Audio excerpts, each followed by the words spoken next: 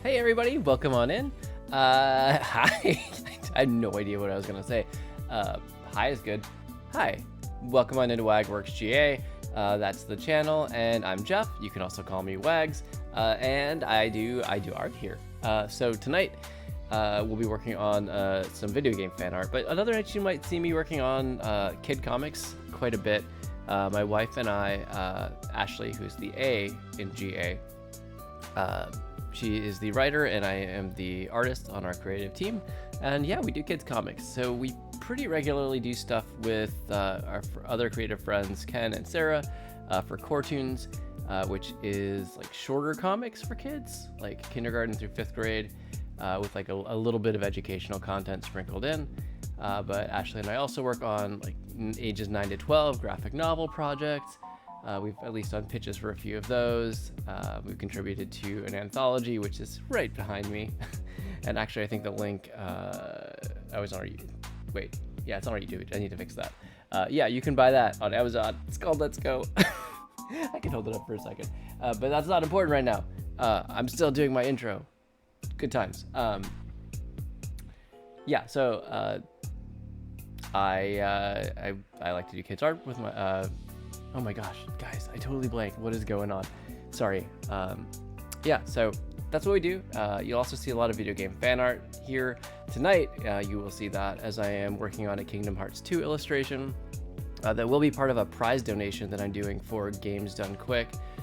Their big summer marathon kicks off this July 5th, actually. Summer Games Done Quick. It's right here on Twitch, twitch.tv/gamesdonequick, or you can check out their website to see the schedule. But it's a week-long speedrunning event, and they will be raising money for Doctors Without Borders. And of course, you know, they get donations from all sorts of awesome artists. I've been really lucky to be able to have some of my prizes accepted over the last several years as part of what you can potentially win if you donate during certain runs. Gosh, we did like a really cool Sonic blanket. I think the last one I did for their winter marathon was a set of Pokemon mugs with like all the Johto starters and their evolutions. I did a beach towel from Link's Awakening. That was pretty fun. And some bigger canvas prints. I'm kind of shying away from those and looking for stuff I can do on more useful items that also have art on them. And that's what tonight's illustration, when I finish it, will eventually go on something useful. I'm still trying to figure out the exact final format, but I have a good enough idea that I know that my canvas size will work.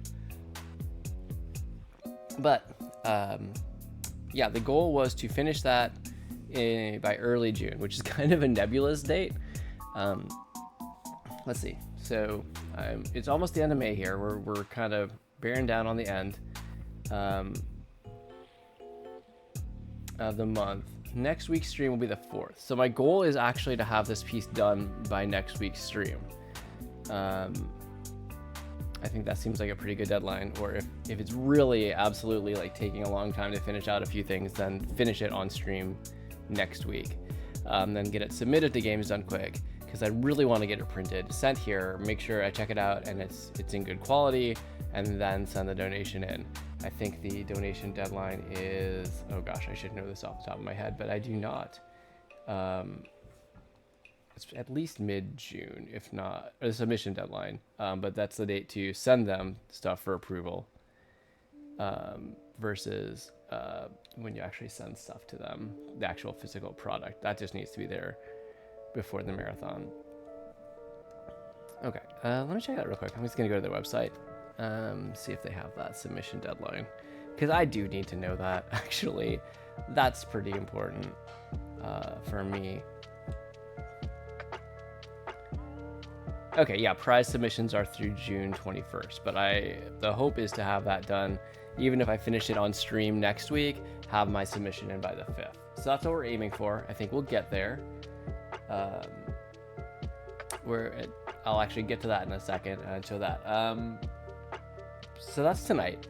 What else have we got going on? YouTube continues to march on. I've not fallen tragically behind yet, so that's very exciting to me and my ADHD. yeah, I think also, oh, the other big thing, last week I mentioned it, but I'll mention it again.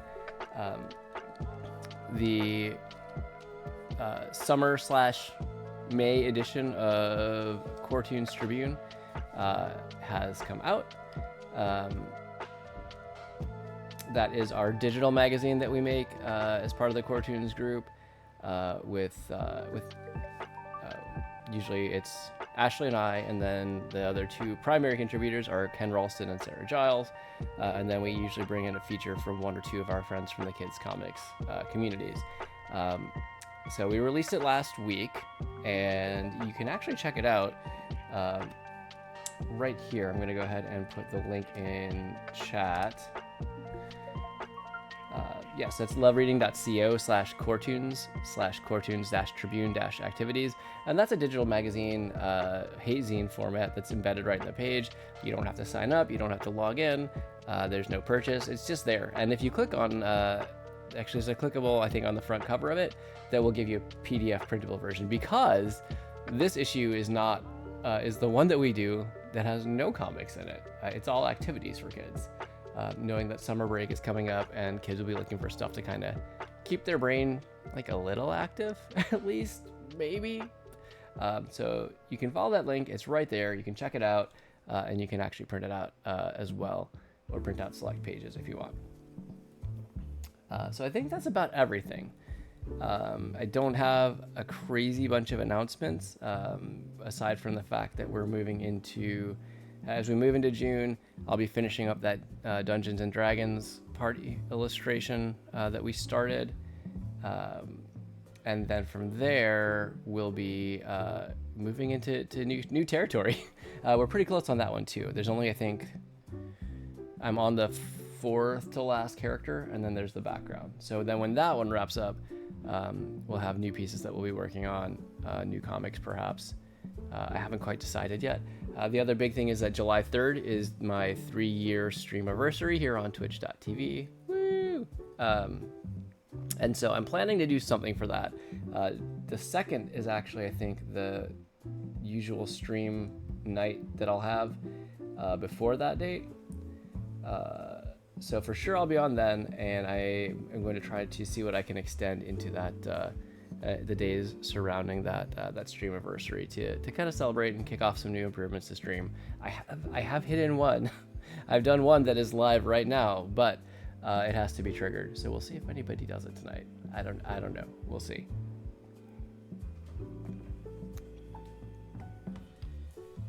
So that being said, let's go ahead and jump into Warmup. So for those of you who know the stream, we've been really kind of just grooving on doing these Pokemon fusions lately. It's been pretty fun. My moderator Frank actually suggested it, and we kind of have been running with it, and it's good times. It's a really good warm up. Really gets you thinking about shapes and combining things. So I'm gonna go ahead and hop over to Art View here. Beep. This is Clip Studio. That's my preferred art program. I've been using it for several years now, and I've been real happy with it. And we bring in the Pokemon. No, we to keep things interesting, I like to randomly select the Pokemon, have them randomly selected by the random Pokemon generator, which I did nothing to make this or bring it into existence, but it's over at randompokemon.com if you're curious. So I'm gonna have 2 random Pokemon generated from all the Pokemon. All the forms available, and we're just gonna mash them up. The only reason that I would regenerate these is if I got one that I've done a few times, and there's only a handful, and it's been a while since I've gotten those, so I think we're gonna probably be safe, but we'll see. So let's see what we get first. Okay, yeah, definitely have not gotten either of these yet. This should be an interesting combo. We've got Toxicroak and the Galarian Farfetch'd. Oh, you guys can't see it. There you are. Oh, my brain tonight, guys. Sorry, it's been a full day. A good one, but a full day. Okay, so we'll be mashing these guys up, and as soon as I brought it up, I'm actually going to drop it while I go over and grab some reference real quick.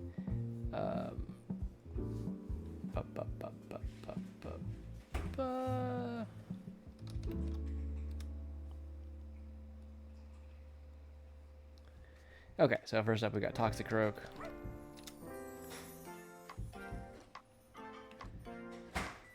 I hope everybody's day is going well so far.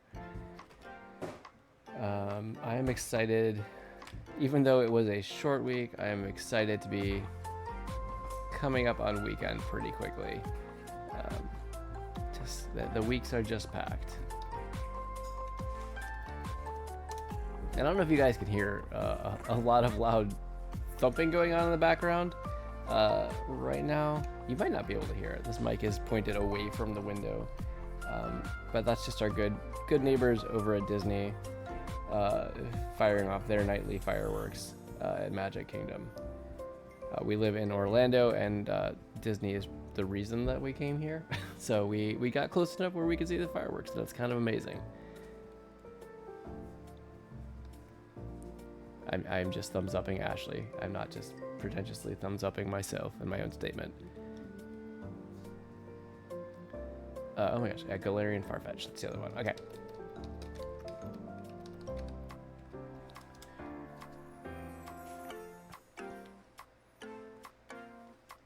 I think the facial expression on this guy is just priceless.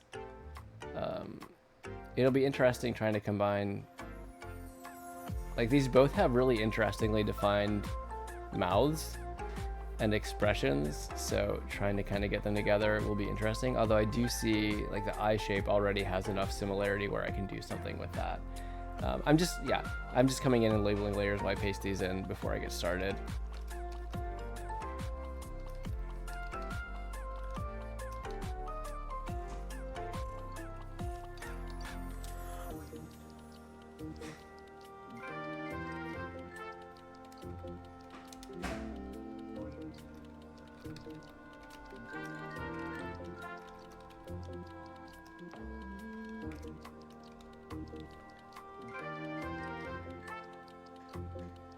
Okie doke, there we go.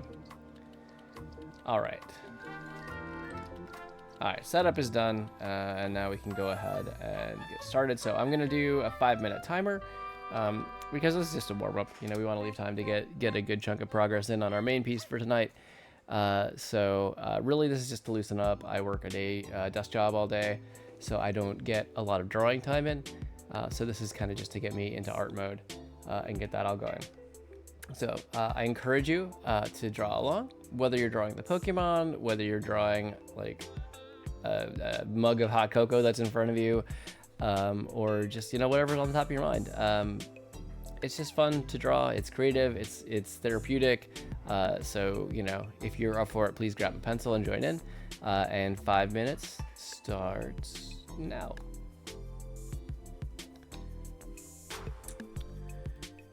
Okay. So I do see some, yeah, that's a great start, Jeff. Great start. I do see some good similarities in face setup.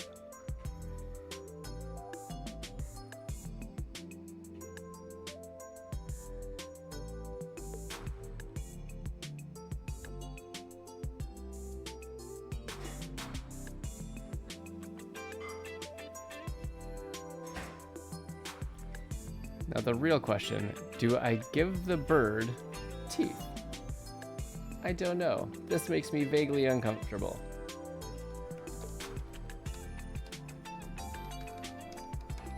Excuse me 1 second. I like to try to bookmark good music to come back to when I hear it on stream, on Game Chops. So I'm just trying to do that. Okay, keep drawing, Jeff, keep drawing.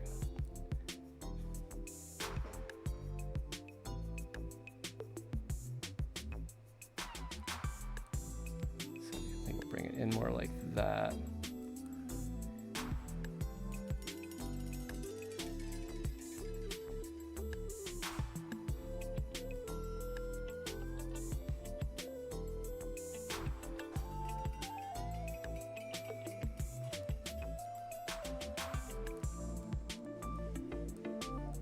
Gonna give it a feather there, and one there, So we'll mimic a little bit of that Toxicroak horn. Give it like a little bit of a bulkier, forward-leaning torso. Actually, it'd be even bigger.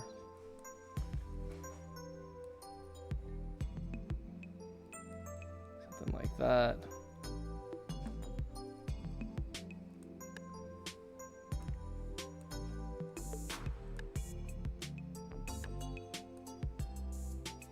Kind of mimic also a little bit of that smooth narrowing around the elbowy area. Actually, that we see. Then I'll do that, so the back feathers will be a little bit thicker, just to kind of give it a little bit of that arm shape and kind of the. It reminds me a lot of like the super deformed sprites from Final Fantasy VII, where like the elbow joints are super duper tiny, and they got like big Popeye forearms. All right.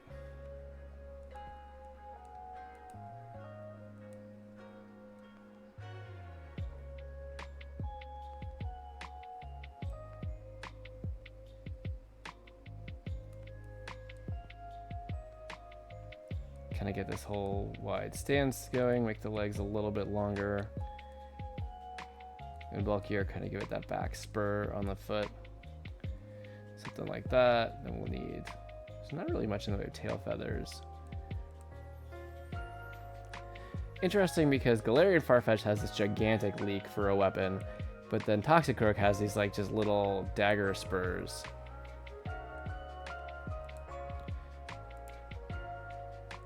So I kind of want to like give it like a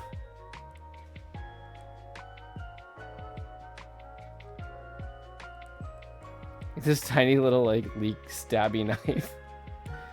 It did make that band a little bit big given the size of the other one.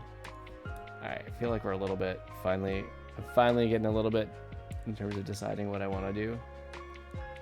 I do feel like it's gonna need some kind of bulky tail to counterbalance, because its torso is so large and like forward leaning from a physics sense. It would just kind of tip over.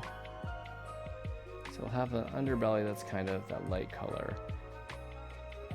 It's like the dot of the red there, and then these lines would have to come down like this. We'll do okay, something like that.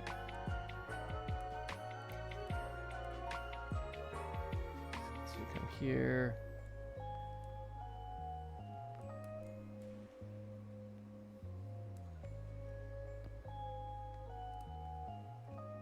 I guess the foot would then have kind of that band on it. Okay. This took a little bit of time. That's time. That is time. This took a little bit to come together, but I think I got it. Yeah.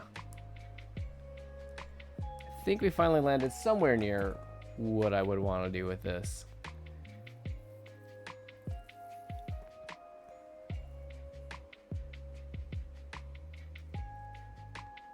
I'm not 100% happy with it, but that's the point of a warm-up. It's not to be perfect. It's just to kind of work it all out, loosen up the wrists, figure out kind of where we would go with it.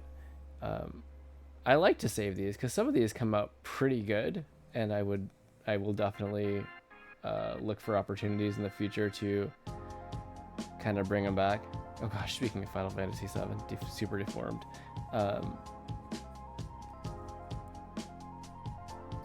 You know, I'll look for chances to come back to some of these, but I want to remember what I was thinking. So I'm doing a little bit of cleanup just so future Jeff can come back and be like, what was I doing again? Oh, right. That's what I was doing in.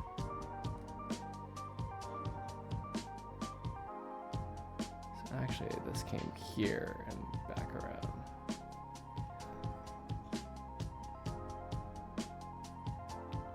Yeah, okay. Okay.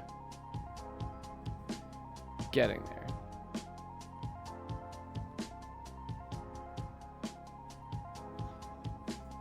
Alright, this is rougher than some, but I will take it. I will take it, and I will move on, and I will say next one.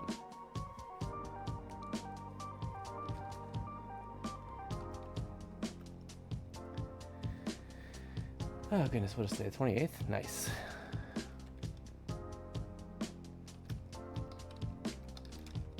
I'm just saving this, and I try to put the date on every file name, just so I can know when I use that one.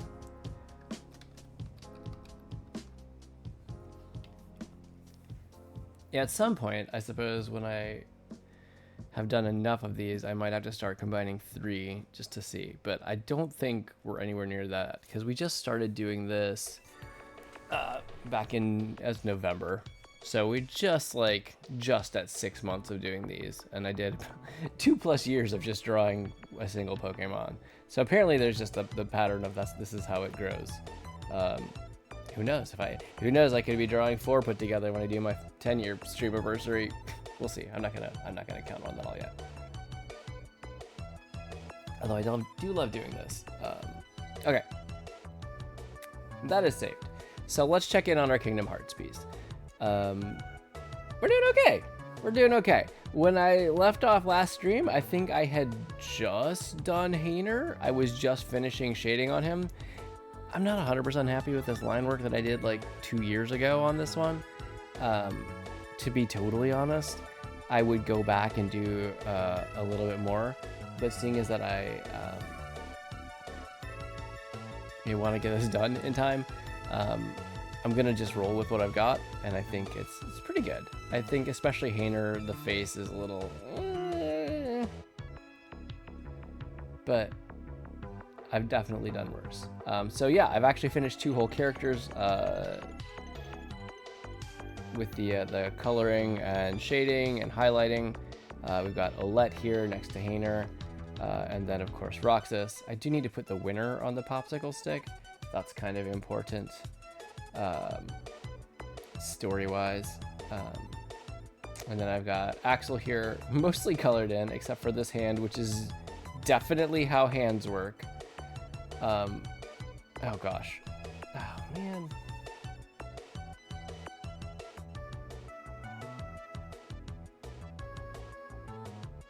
So I don't know. I didn't see this when I inked it. That makes no sense. That makes no sense. All right, I'm gonna have to fix this before I do anything else. The hand is on a separate layer folder, so yeah, woo, hey.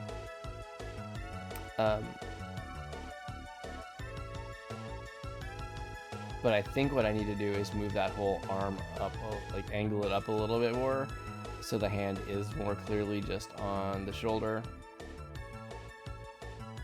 Yeah, that's weird. That came in at a weird angle. Alrighty, we got this. No worries. Okay. So, I'm gonna work in this Axel layer first, and let's just go ahead. I'll take the hand off.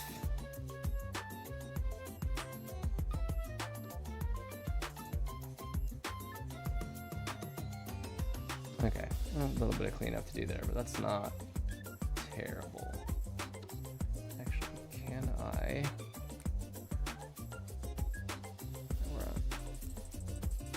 can just add a little bit to the selection. That's not a problem.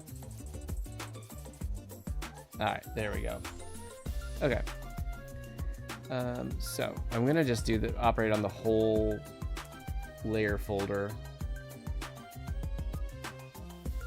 The rotation point about at the shoulder joint. I think that'll make a little bit more sense. Yeah, I think that works better. I may shift it just a wee bit that way. That looks pretty okay. All right, then I will turn Roxas off for just a second here to select this little part.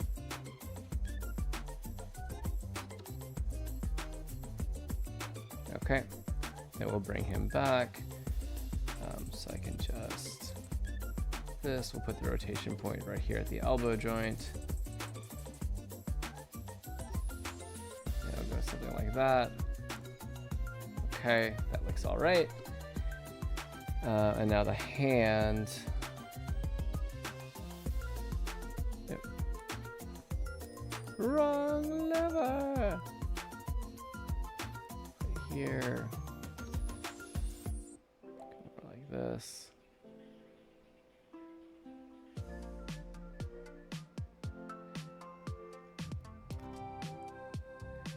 Don't want to make it too small, but I will make it so that, yeah, there we go. So it's got to be just under this lapel collar on Roxas's jacket and definitely above the hand, so it's not overlapping. And I think this looks more natural. Okay. So I'll just come in and tweak the layers here to match it. Overall, that was not the worst fix I've ever had to do, that's for sure. So I'm pretty thankful for that one. I've had so much worse. I've seen things, man.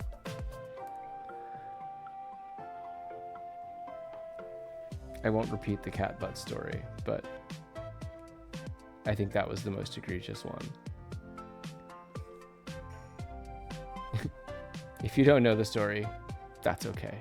We'll save it for another day. Where's my happy favorite G pen? Yes. Pull color. Okay. There we are. And could I be using a fill bucket? Yes, 100%. Should I probably be doing that? Also, yes. Am I doing this on the inks layer? Yeah. I'll check that one off the bingo sheet. There we go.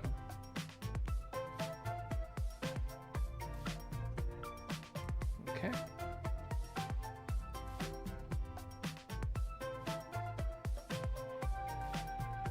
It's been really interesting. So if you have been here or not been here, either way, if you don't know the history of this piece, this was actually one of my original ideas for the donation piece that I did in for Sonic Games, Super Games,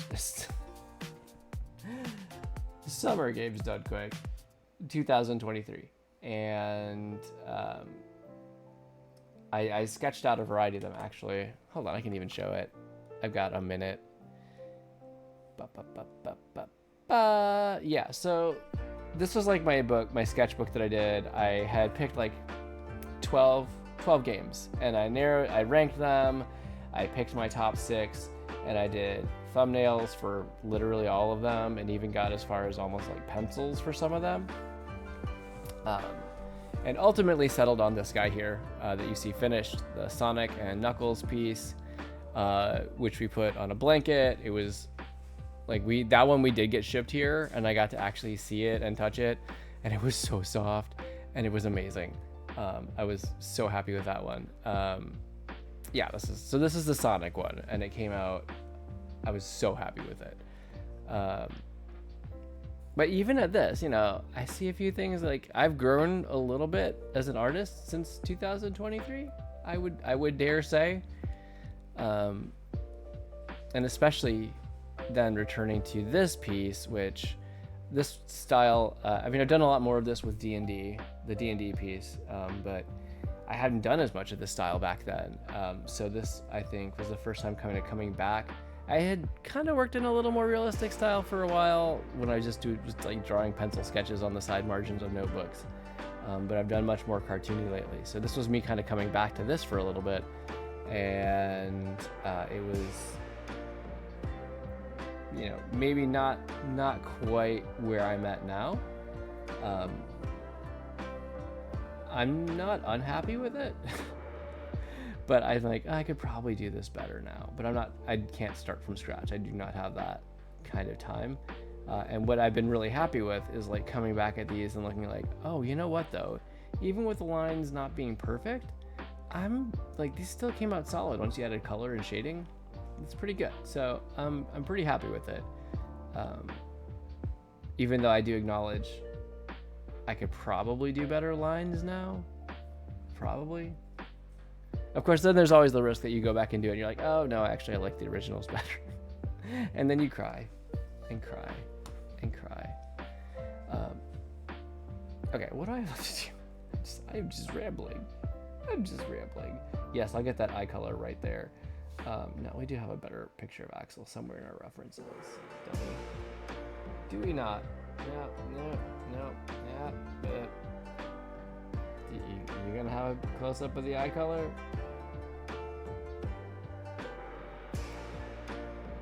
Yeah, I'm not getting anything from that. Hold on a second, research time.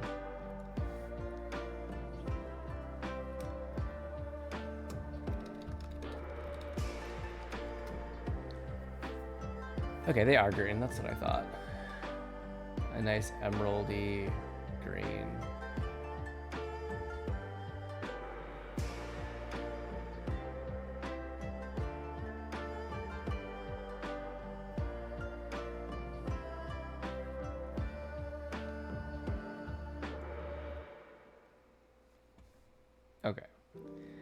Okay.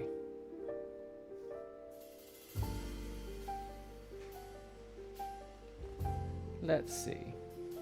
Bring this guy in. There we go.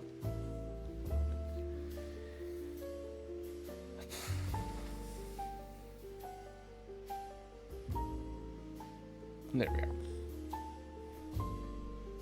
I've been trying when possible to select my colors, my base colors directly from reference, and then I use colors that match the setting, the environment for my highlights and shadows, so that kind of everything gets shaded in a consistent way. Well, this is quite the face on the side there. I'm just gonna, you just take a time out there, buddy. Okay, there we go. All right, we good. Okay. There's that. We'll give like a not quite black here, just to make sure I've got some room for adding shadow, so it can get a little bit darker. Man, I once again give props to my critique group for the recommendation on the reminding me about area scaling.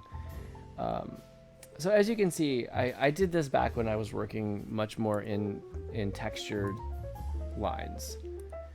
I know what I did. Oh no. Okay. Do that. So I set a base layer that was supposed to make my life easier, and I forgot about it in such a way that it did not make my life easier, which it sounds about right. Grab this color. So I like to do like a solid layer, or I've been playing around with, at least during this piece, doing a solid layer underneath of just a single color. One, just to fill any transparency gap so you don't accidentally see parts of the environment behind. And two, because it's really helpful with selection, area selection, stuff like that. And you can use clipping layers to make sure that nothing exceeds the bounds of that one thing that you did underneath, so you can kind of be a little quicker and messier with your stuff, which I find very helpful. Okay, that's good there. Now we just... Nope, that's... There we go. Okay. Boop, boop, boop, boop, boop, boop, boop.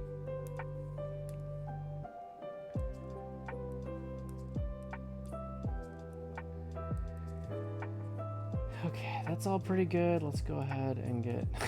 Hey, buddy. How's it going? Okay. Go ahead and get the color for these zippers and all the chains and stuff.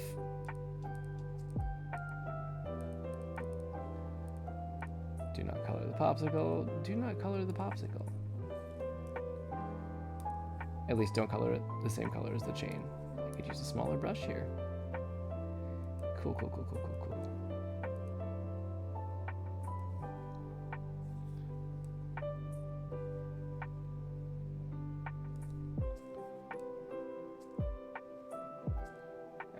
I am being a little fast and loose with this. As much as I enjoy being pixel perfect, I'm realizing that sometimes that does not help me as much as I think it will, or as much as I think it should. So I'm trying to be a little bit less precious, which is surprisingly hard. I think I'm fortunate to have a lot of artists that hop by in chat. So I think most of you who are there understand the battle that is perfectionism and the challenges there. Because on one hand, you want to make the best stuff you can make, always. You want to represent your skill well. You also just want to do it to satisfy yourself, because there's something in you that wants to make things, and you want them to be, good things that you feel proud of when you look at. But almost every artist that I've talked to has fought this battle with perfectionism, because eventually that actually slows you down and prevents you from making good art, because you only want to make perfect art, which doesn't actually exist. It's such an interesting conflict. So my day job is in science, and science is very objective. Science is, there is a right way to do it. There is kind of a perfect methodology that you can always kind of chase after. Some would argue there's still room for, confidence intervals and,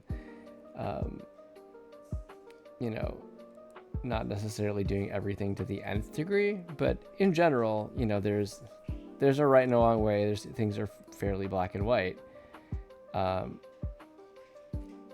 So having art as the thing that I do outside of work is a very interesting contrast, where, and yes, there's certainly, you can find a wrong way to do some things, I'm sure. But even in breaking the rules, there's art, which is, it's kind of cool. It's a comfort. And knowing that you can create something and like everyone who looks at it can tell you it's terrible, but if it satisfies you, you've actually kind of done your job. Like if you are happy with it, at the most basic level. Now, if you are trying to make a living off of art or trying to build a career, then of course you've got some other considerations than just your own self-indulgent hippy-dippy art project. But in general, it's very different. Like it's less and maybe it's also the professional versus amateur aspect, but like, if I did at my job, I'm like, well, this study didn't really do much, or the methodology is kind of shoddy, but I liked it. It made me happy, so it's good. That will not always be an acceptable answer. Versus like, I could work here on stream and y'all can be screaming at me like, this is wonky, this is weird, like you need to fix this. But at the end of the day, if I'm happy with it, I can be like, oh, too bad. I like it. That's it. Will I ever do that? No, I'm far too much of a people pleaser. But also I want to grow, so I do try to listen to actual feedback. But I could, in theory, just do it to satisfy myself.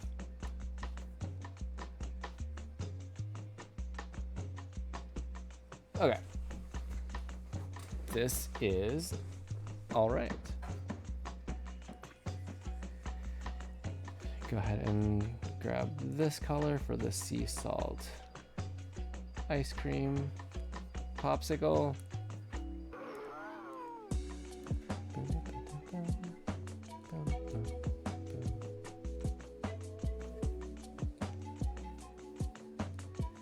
And I tell you what, Street Fighter music will forever own real estate in my brain.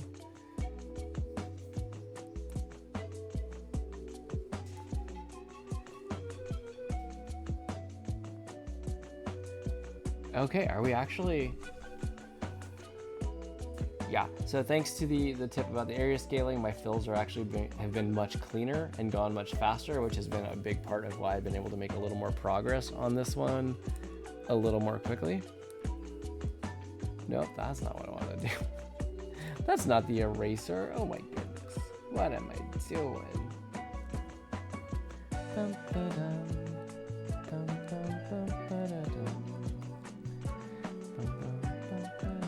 Okay, I should start. I haven't labeled so many layers. I've been doing a lot of work sitting on the sofa when I don't have a keyboard in front of me. So I haven't felt like using the virtual keyboard, so I've left so many of these unlabeled. And I need to fix that.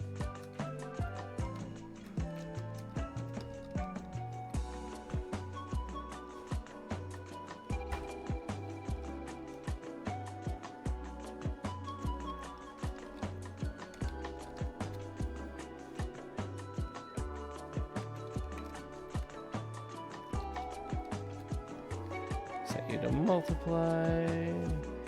Clip to my layer below. Clip you to my layer. No, wait. Yep, there we go. That's better, but I didn't do any of Roxas's layers, did I? I did not.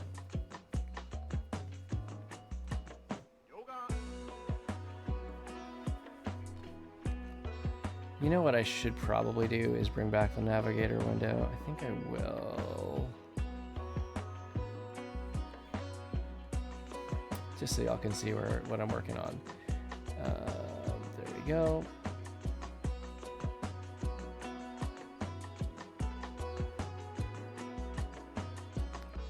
Just a moment.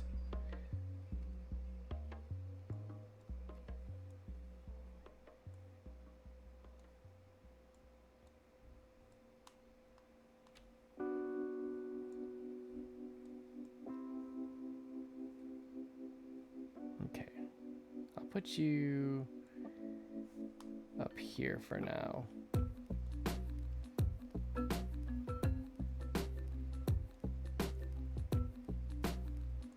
All right, that's good enough. That's good enough. Okay.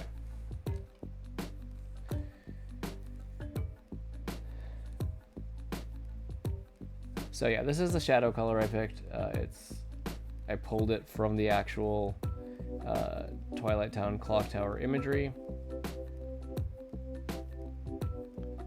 So it's definitely, due to the golden hour sunsetty type feel, it's definitely got a lot more red to it, but I really like it. I think it gives some good atmosphere to the shadows that we have here.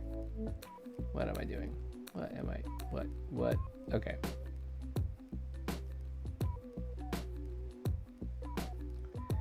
Better, I'll clean that up.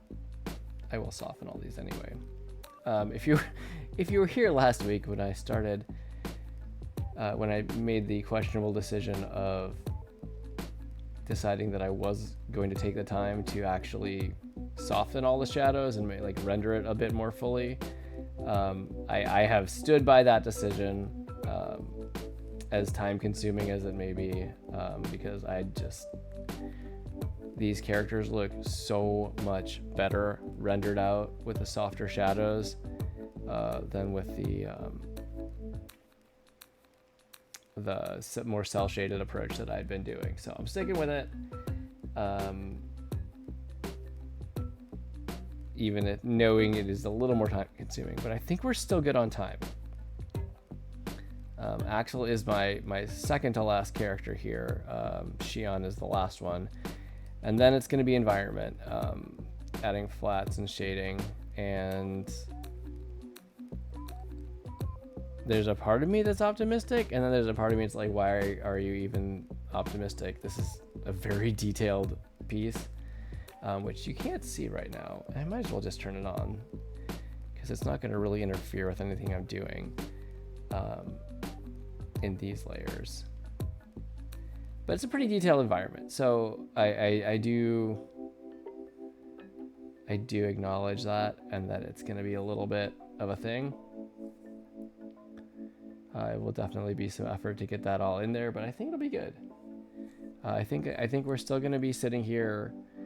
If it's not done by next week's stream, I think we will be finishing it up.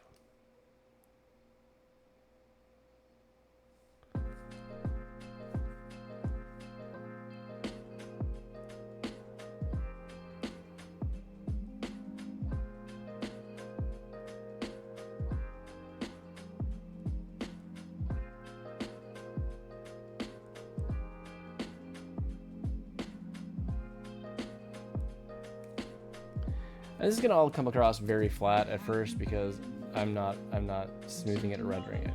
It looks a lot better rendered out for sure.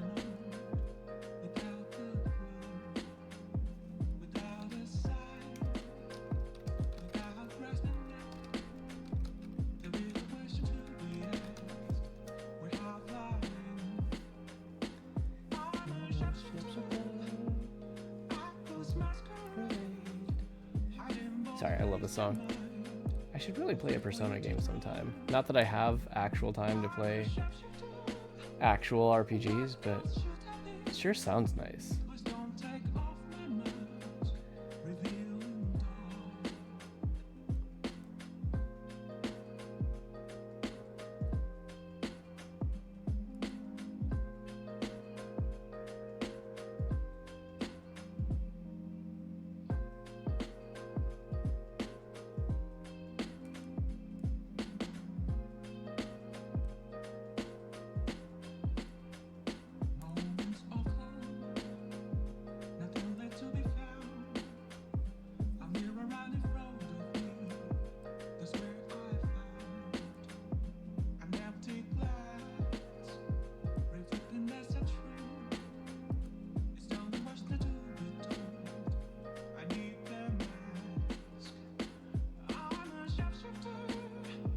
So, spoiler alert, the hair is going to be a lot of the shading.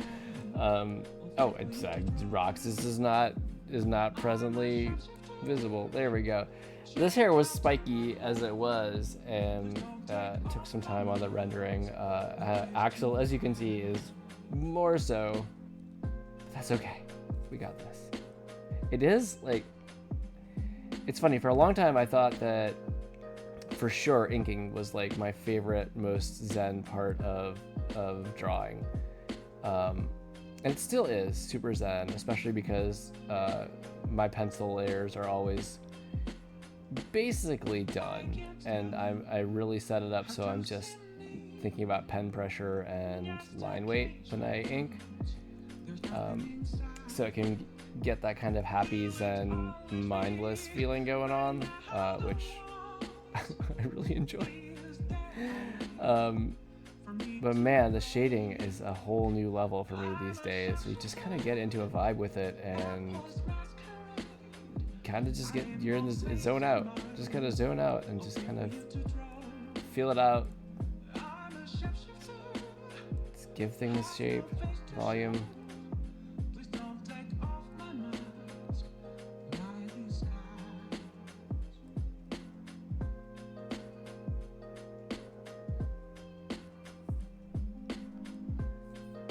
Isn't it amazing though, like how even with just like, even with a thick, you know, heavy cell shaded look, as soon as you start to lay down some shadow, things start to get a little bit more dimensionality to them. They start to pop out. Everything starts to feel a little more 3D. It really is kind of incredible.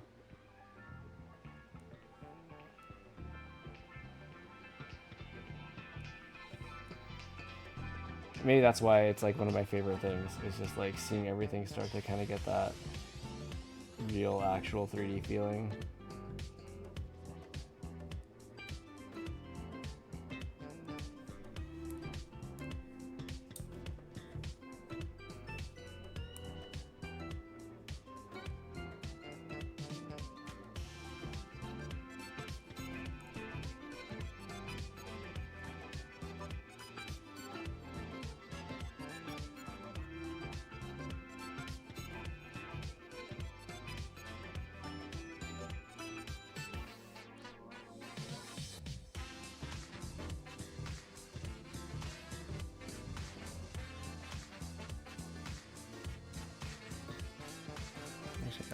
that in there. Okay, okay. Alright.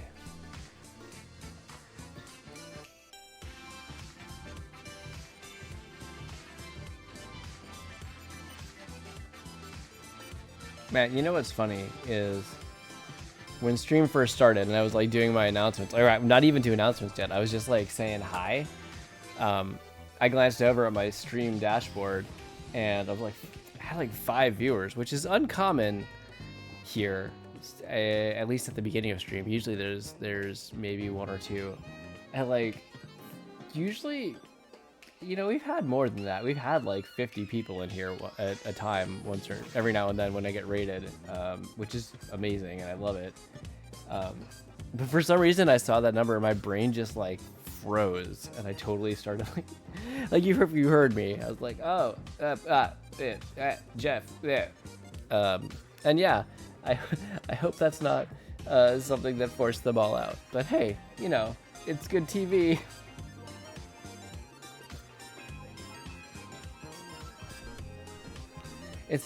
I say that because I'm noting it's probably going to be a quieter stream tonight, and that's okay. We have them. Honestly, it's been kind of cool. Usually these quieter nights is what stream used to always be like. So I think it's kind of neat that it's not just always that way anymore. Like, I've got some cool people that come by and say hey, and that's really nice.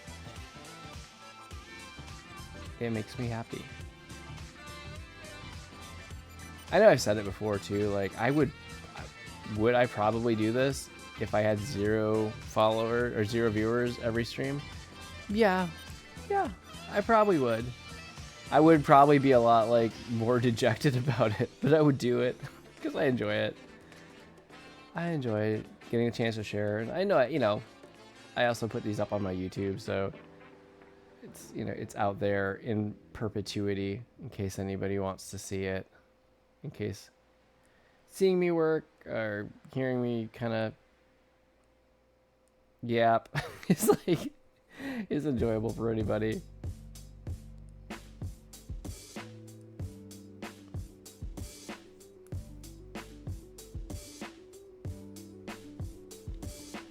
Man, Game Chops is on point tonight.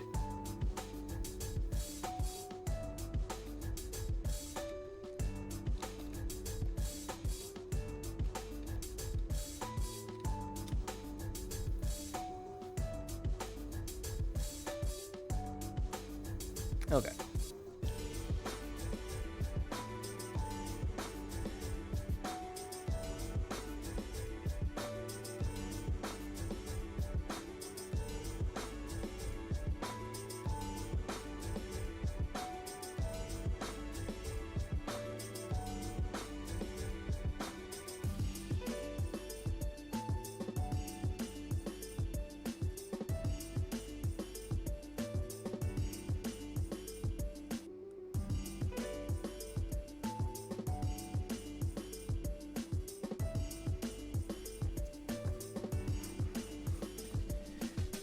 All right.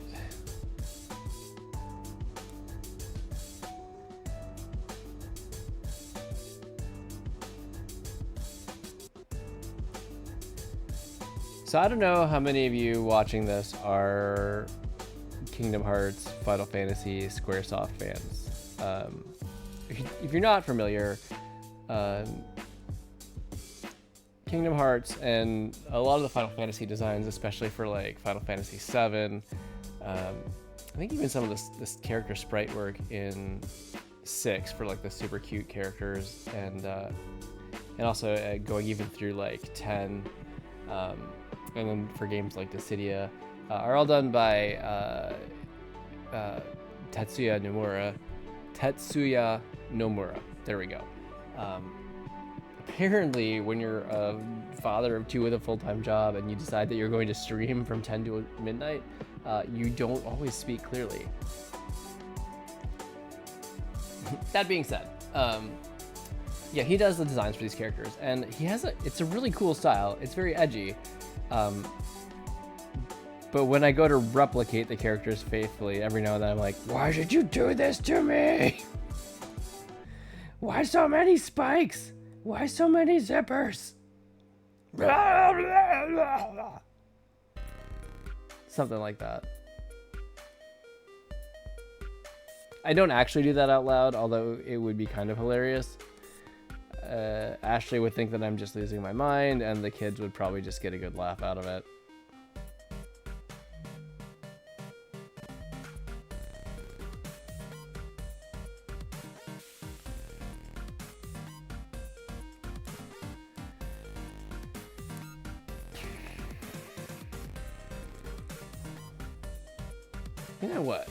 You know what? I see that we're sitting here at I see that we're sitting here at 11:03. Usually I take a break around this time.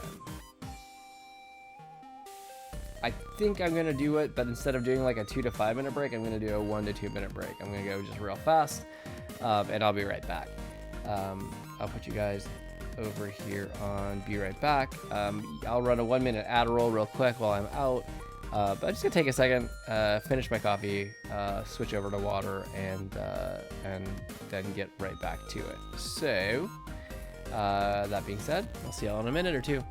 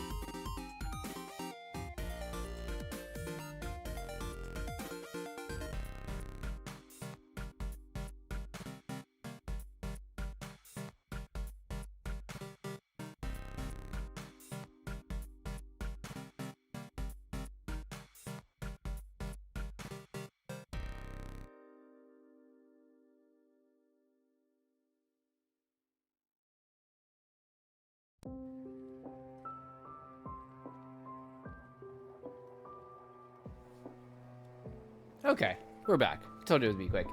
I really did it, guys. I really did a quick break.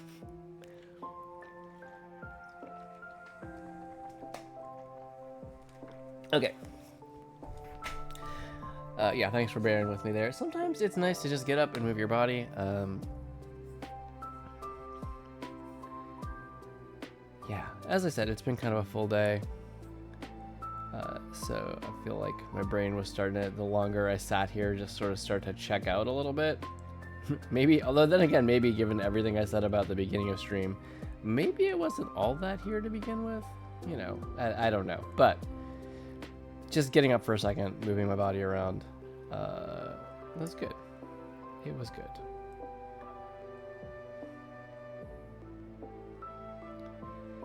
Actually, a little bit there. Okay. Actually, these shadows would be small. This would be more of a shadow.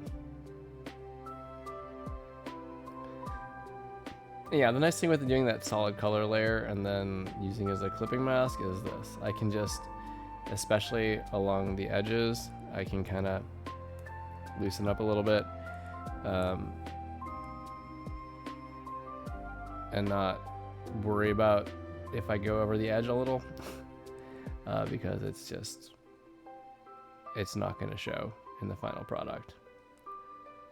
Yeah, I realized I had been shading that edge like I had a lot of the downward edges on the left side, but since it's more facing the light source is more of a sunsetty light source that I established to be coming from the left, because that's where as you can see, like a lot of our open spaces in the picture, so it makes sense, like it's intuitively, physically more intuitive for it to be coming from that direction, I think.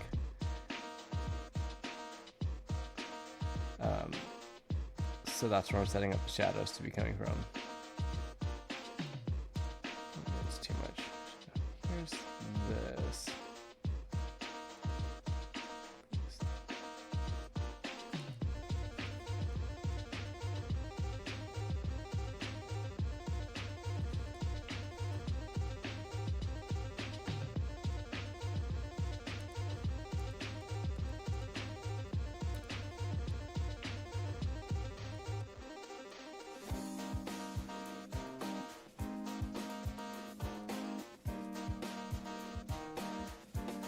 Okay, hair continues.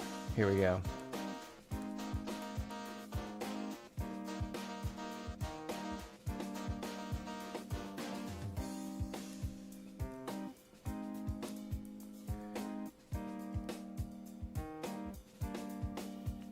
Maybe that feels a little too symmetrical. I don't. Actually, we'll also give the hair a little more volume here by rounding it out. Well, the light's gonna be from the side a lot.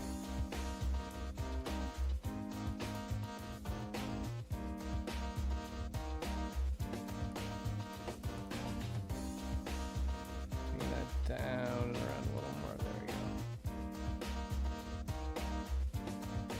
There we go. Okay, I like that. That works for me.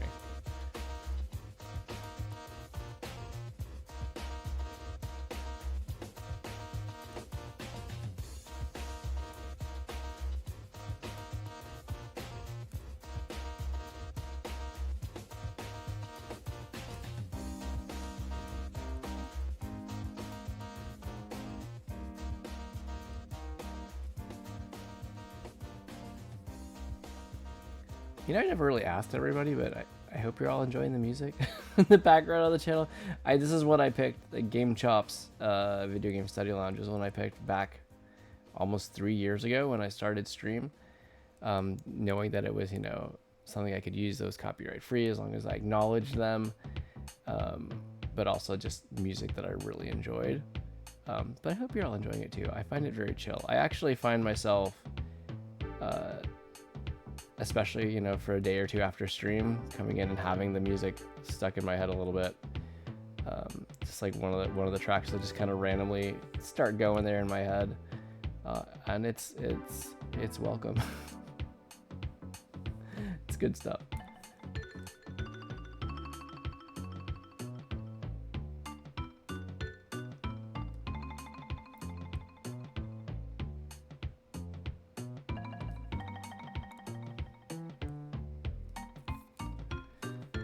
So I do need to be careful because I was doing a little bit of a kicker light here, so I should probably not forget that. So if you're not familiar with the term, a kicker light is just kind of a secondary light source that is usually opposing the direction of the primary light source. In this case, you could argue it's reflected light. From the setting. I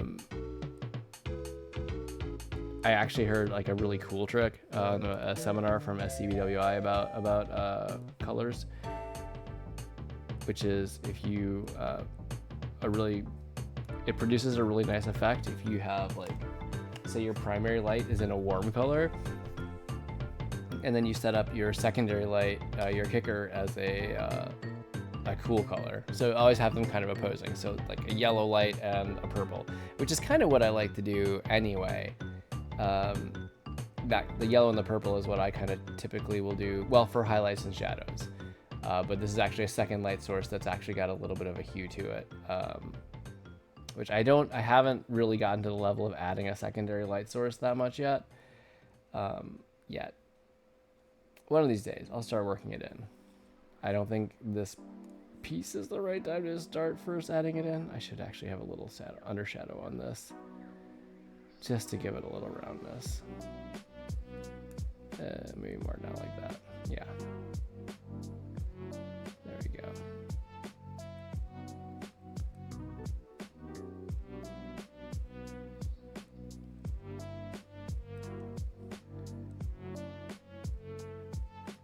Yeah, it's funny now.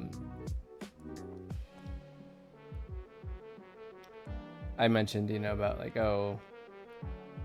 2 kids, day job, streaming so late. It is funny because like I'm naturally a bit of a night owl, and I'm definitely the most night owl in our family. So I know I don't have a lot of options, although I do find streaming this time, even if I'm kind of tired and not always entirely coherent, I do find it very peaceful. And that's really nice. I remember back in college, Ashley and I are both meteorologists by education, and at that time I was in grad school as a research assistant, and she had finished up and was working at the weather service as an intern and getting ready to potentially move on and actually work full-time as a forecaster in the weather service. Which, by the way, Ashley, if you ever need a forecast, Ashley is the one that you want to ask, and definitely not me. I actually had a reputation in, I guess it was both undergrad and grad, for occasionally coming into class like soaking wet because I had misgauged the radar and in terms of whether I could make it to class from my apartment in time. But anyway, that aside, so before she went full-time into weather service, Ashley very smartly tested out, like, okay, can I, because being a weather service forecaster is shift work, because someone needs to be manning the offices more or less around not more or less, to be manning the offices around the clock. So she took a week and was doing mid shifts, the overnight shift, to get familiar with it and see if it was something that she could do. And she hated it. It was not her cup of tea, and it was not something that was, it's a brutal schedule for anybody, to be honest. But in solidarity, since I was just doing grad work, I just came in and worked in my lab, the research lab, overnight. And it was kind of beautiful and quiet, and I could sit there and write little, because at that point especially, like, so much of the research you do in meteorology is data retrieval and data organization. Now, at least with like Amazon, like S3 buckets and all sorts of stuff like that, it's getting to where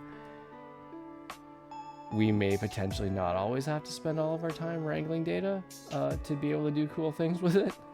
But at least, back then, way back then, no, I mean, way back then is like literally with even the last few years. So, at any rate, it was kind of nice. Like, it was totally chill and peaceful. I somehow did not have a problem sleeping during the day after we got back, and I just kind of had a nice chill week. So apparently that's the kind of night owl that I am. Not that I would choose to do that regularly. I think that's probably a bit much even for me. But I enjoyed it at the time. So apparently, in my meteorology career, I apparently have been an overnight research associate and a research assistant, and also a almost on-camera meteorologist. It's funny. There's a part of me that's like, oh man, I wish I had saved my tapes from when I did the weather casting class. But then maybe it's good that those are gone. I mean, after all, the professor, like, the nicest thing that they said to me was like, "You're very non-threatening." What do you think, chat? Type 1 if I'm not threatening. Just kidding. You don't have to do that. Maybe that's why. Maybe what I did just there is exactly why they said that. Oh well.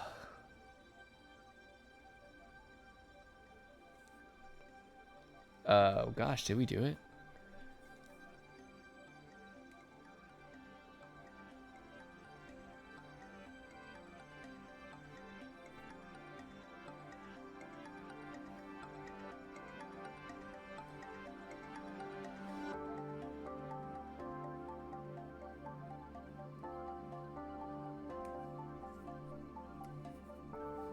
I think we did it. I think we not only shaded the hair, but we added some texture. Will you look at that?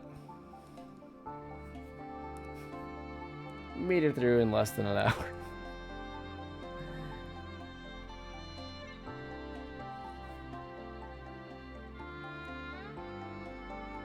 Shading is going to be really important on the rest of this outfit because, as you can see, the organization's outfits are... Hold on, let's go back. Nope, that's wrong. That's where... No. Where'd you go? There you are. Yeah. As you can see, the organization's outfits are entirely one color, which means that having contrast of some kind in them is going to be very, very important to give any kind of depth and keep them from being visually boring.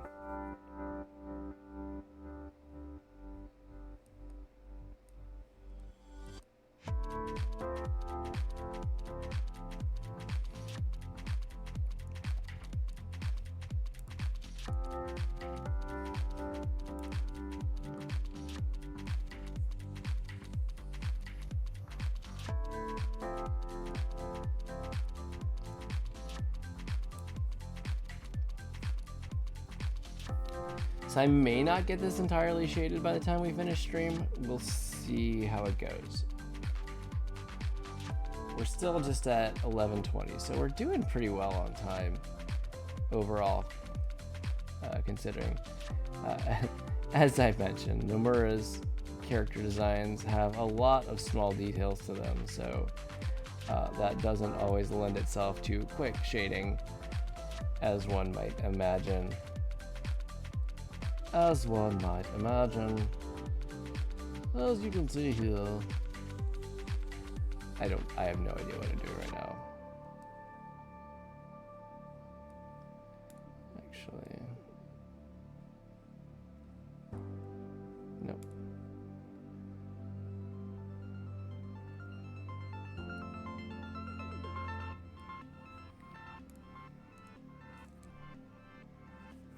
Oh. I need to separate that out down here.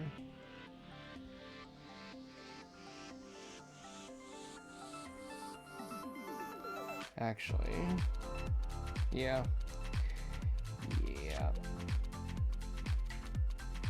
Let's see, like that. Because yeah, a lot of this is actually going to be quite shaded, especially on this side.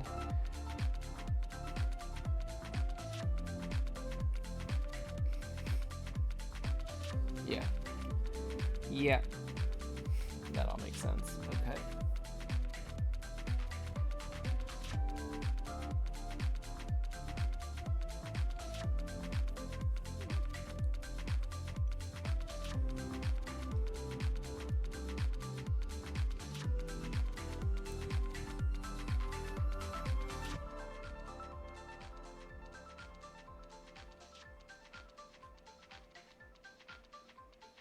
Actually, this would just all be shaded. The fill bucket was the right tool after all.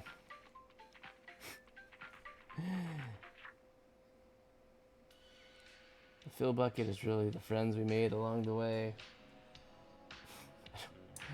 Oh boy. Ah, boy. I don't know what I'm doing.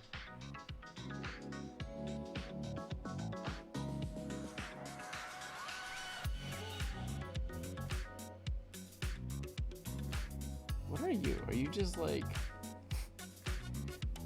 It's not a finger. I guess it's just edge of the palm of his hand. Okay. After careful consideration, I've decided it makes sense, and also that I don't want to think about it anymore. So we're just gonna let it be. We're just gonna let it be. We're just gonna move on with our lives. Just like that.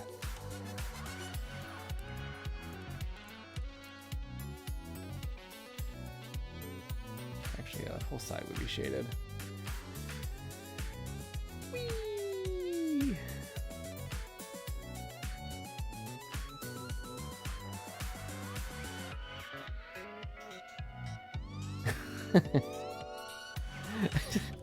I just started laughing randomly, and that's weird and creepy. But I actually did have a funny thing behind it. Do you guys? I'm trying to think of like what I might use as stream alert sounds in the future, if I continue to build out stuff on the channel. And for some reason, what immediately came to mind was, I don't know if any of you have seen the Saturday Night Live sketch. It was a digital short. It's years old now, but it's called Papyrus.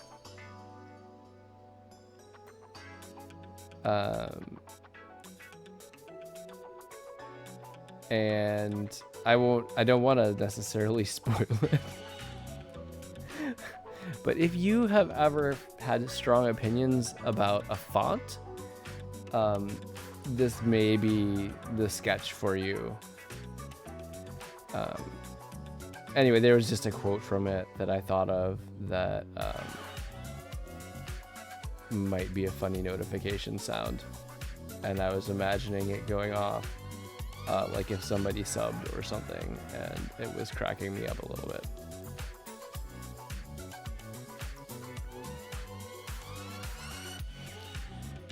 Like, if you don't care about fonts one way or the other, then, go on about your day. But if you have strong feelings about fonts ever, then I do recommend you take a second and go look up on YouTube Saturday Night Live Papyrus. It's Ryan Gosling is in it, and it's just, I find it hilarious. They made a sequel, which I thought was a fun direction that they took it, but at the same time, I just loved the feel of the first one so much. It was hard to top it.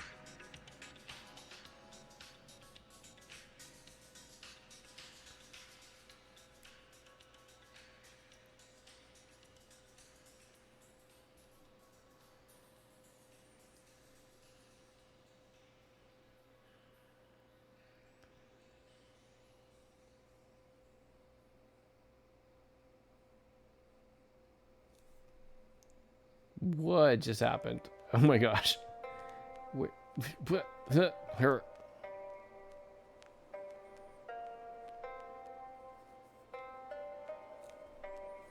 Right, I was gonna do something.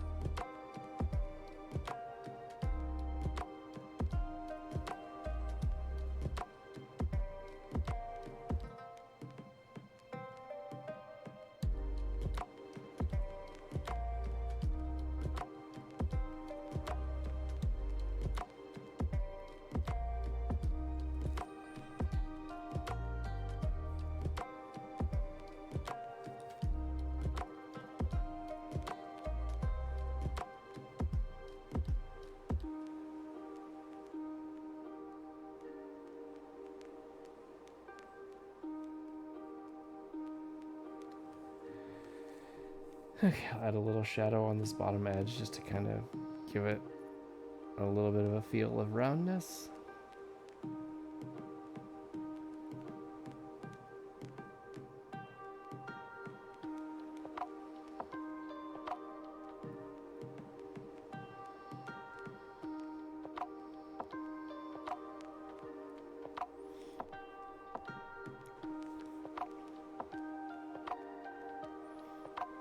Here as well, just because even though the light is coming from this side,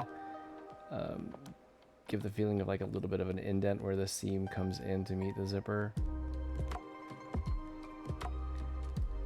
So it's interesting. What I've found is that these seem like the tiniest of details, and a lot of times they are, but there's also a lot of times that I find that I'm looking at a piece, and before I do this, you know, it has a certain kind of like a, okay, it's a little bit of depth, but like maybe it's a little bit flat feeling. And then I'll add like this tiny little thing, and all of a sudden I'm like, oh, that feels much more like rendered. It feels, it makes physical sense. Like looking at it makes physical sense now. And suddenly like I feel like it's much more grounded in a reality, or much more connected to the background. I guess this kind of goes back to that perfectionism talk, right? Where it's like, what level is good enough?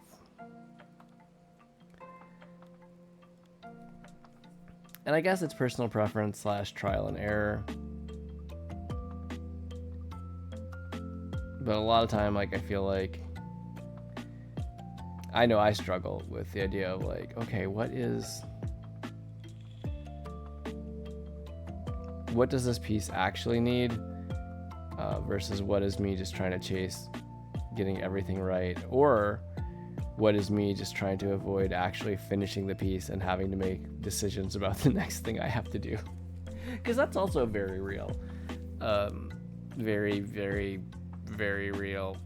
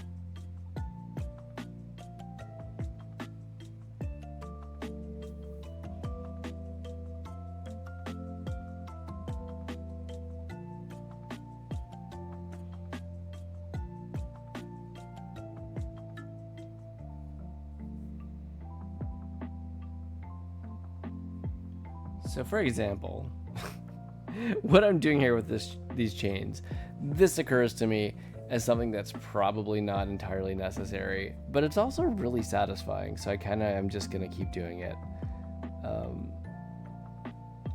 I'm okay on time to finish the piece. I know I could probably do it, like stand to do it a little faster, but it's just because it's very satisfying. I don't know how to describe the feeling of it, but rendering it out really is just kind of a nice feeling. So I'm gonna keep doing it, even though I could probably cut it without too much detriment to the piece.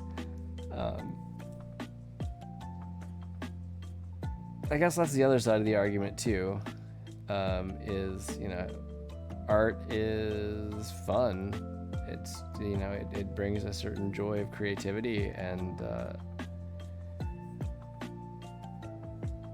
if putting in that detail is actually what gives you that joy, then maybe there's an argument for that too.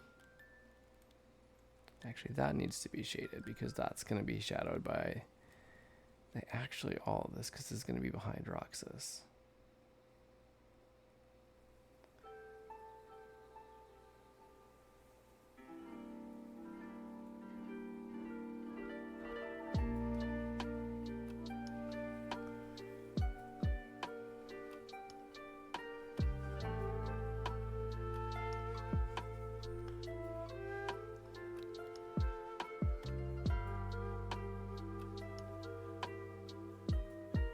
Actually, just maybe like the whole...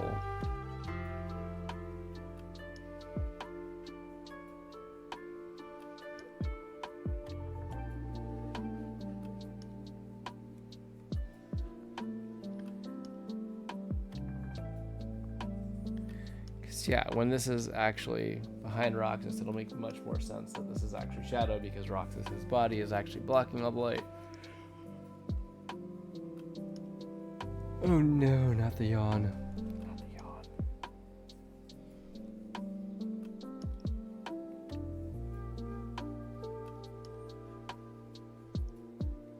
Yeah, I think this actually makes more sense to have a little shadow on that part of the arm. So I'm gonna keep it.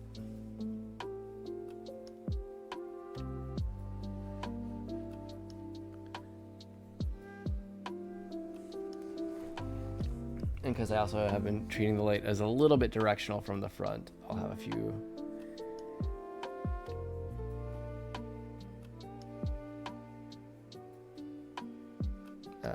a little bit of shadow on the side to give just a little bit of roundness to the body, a little, well, depth and volume.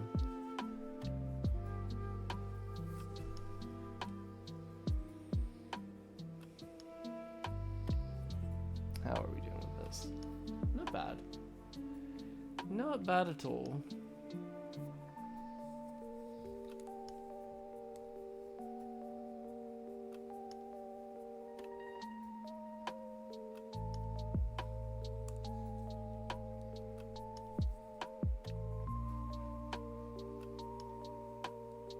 Actually,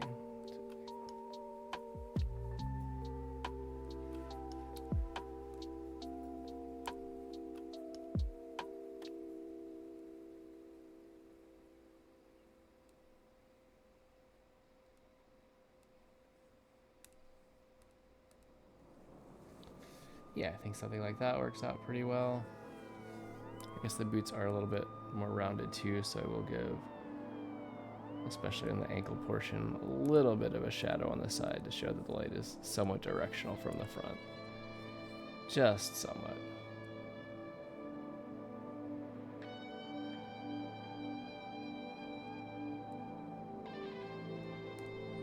Actually, let's see. So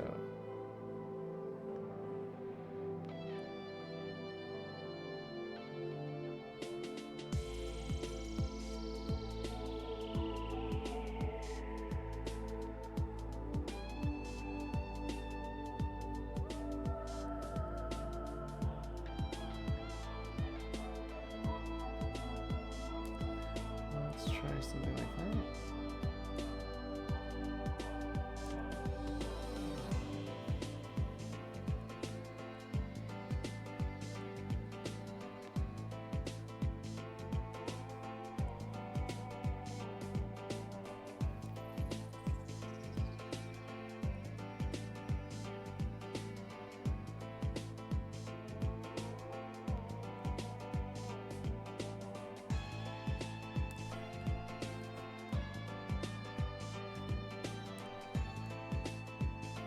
Tighten that up just a little bit there.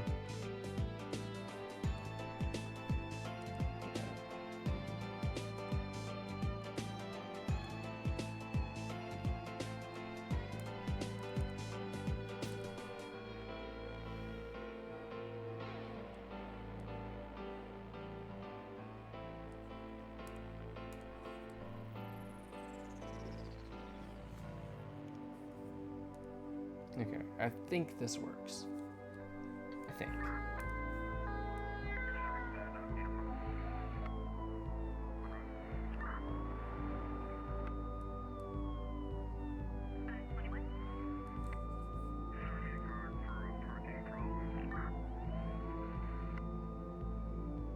See for a parking problem? I never noticed that. I've heard this track probably a dozen times. I've never died of a parking problem. That's hilarious. Is it meant to be hilarious? I don't know. I don't know. But I find it a little funny.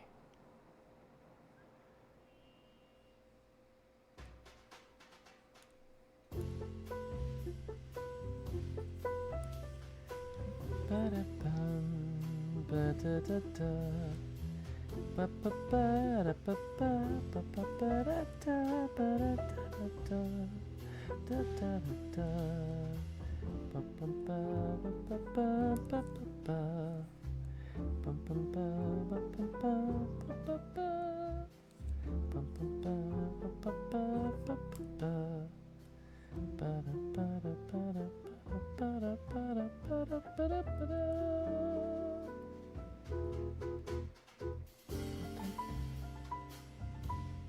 This is nice.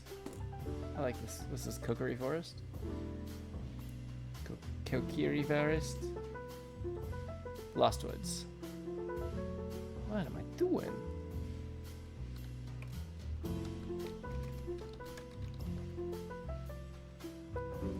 By the Deku Trio.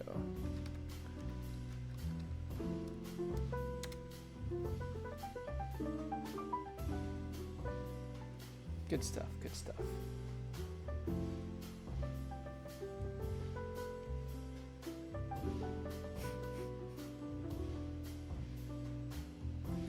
Oh, sorry. I was just checking a song over in my Game Chops like YouTube window, and my recommendations. If you're familiar with Games Done Quick at all, one of the members of the interstitial team / rudders, who also has a great channel here on Twitch and on YouTube, is Adev. He actually has a scientific background. I think he has like a PhD in physics or something like that. So he does really interesting videos, oftentimes involving math and Pokemon. I saw he just posted one about using, using math to create an infinite Pokemon battle, which is kind of hilarious. Kind of hilarious, but also kind of terrifying.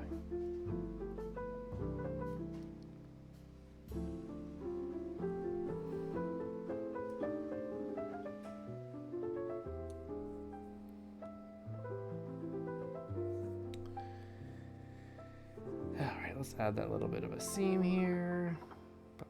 I want to do something on the actual zippers, but I'm also a little terrified to start because I'm kind of afraid that that something is going to involve a line on every zipper thing, and that's a lot. I know it could make all the difference, but still. Excuse me.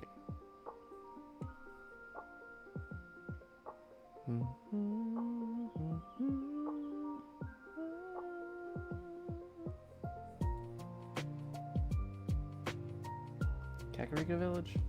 Yeah? See? Yes.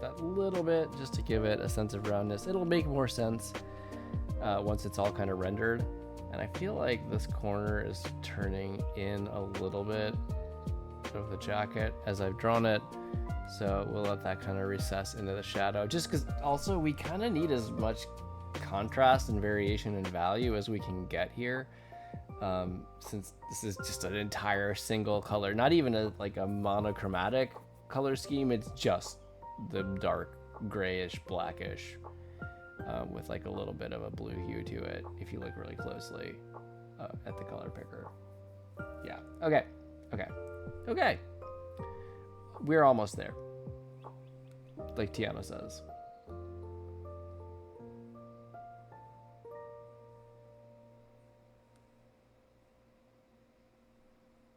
Right, I didn't do any kind of consideration for the fingers.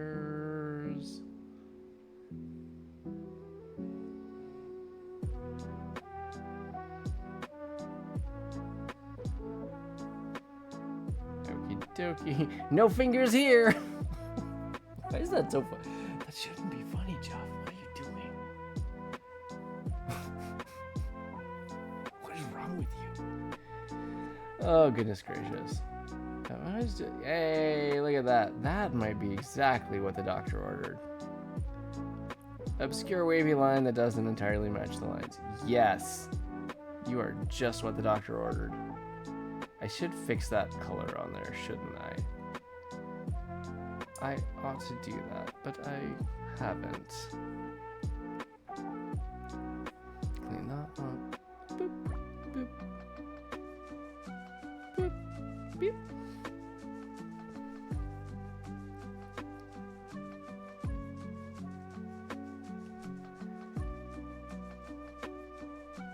Add a little bit of this intermittent shadow here. This is just to give a very, very cursory feeling of reflectiveness to the zipper. Right, this is just gonna be. What if I do this? Does this work? Nope. Nope.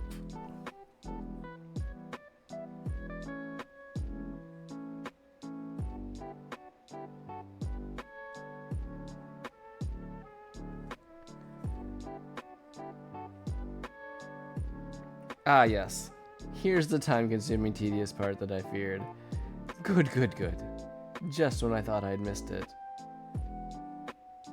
Hello, time-consumingness, my old friend. Did you miss me?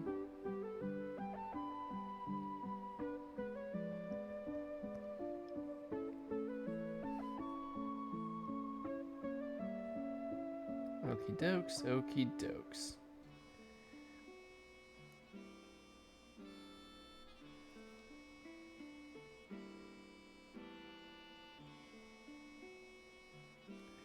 Now, I just hope that I don't come back and decide that I hate this after I did this. That would be sad.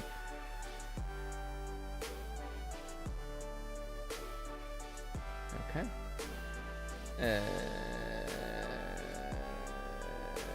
Nope. Sure enough.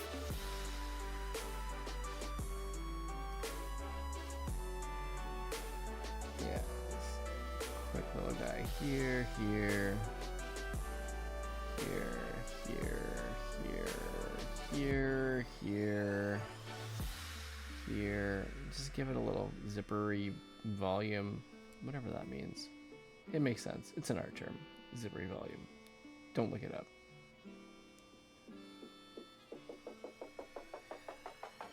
Add like a couple of reflective lines to some of these.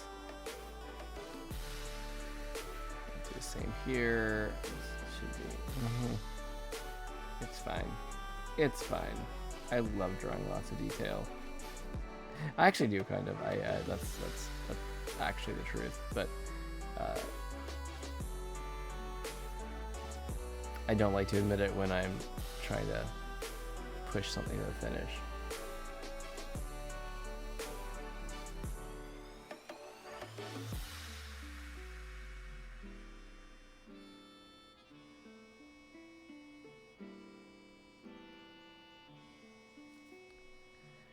Okay. Okay. Now the question is, do we render out the shadows first or do we do the highlights? I think I'm feeling like rendering them out first. So we're going to hop over to our blend tool, which is what I like to use. I could just learn to do this with a soft, like, opaque brush tool. Like the opaque watercolor is kind of good for this because it's pressure sensitive. And it does do a little bit of blending. Actually, what happens if I just try this? Yes, Jeff, this is a great idea. Let's switch tools in the middle of a piece. Yeah, no, that's not a good idea. I'm just gonna stick with the tried and true for now.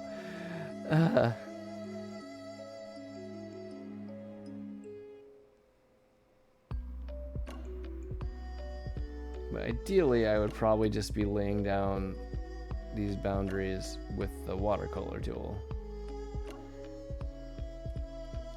But it doesn't actually seem any less streaky than the blend tool, which is what's interesting to me.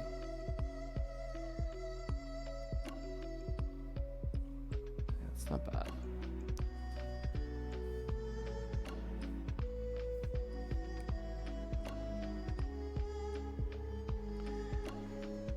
And what I'm doing here in part is with the blend tool, I'm also kind of extending some of these lines to give a little bit more of the texture of like a fabric, but I'm also using the size of this blend tool to determine how tight the gradient will be between the shadow and the flat color.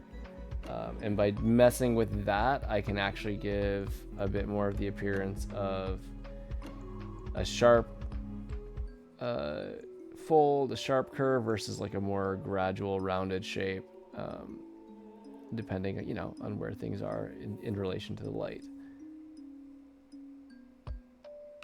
And I can mix and match it. Like this one, I actually have a sharp gradient on the very edge, and then like the part that's already tapering off a little bit, I made it a more gradual gradient. That's the goal, at least.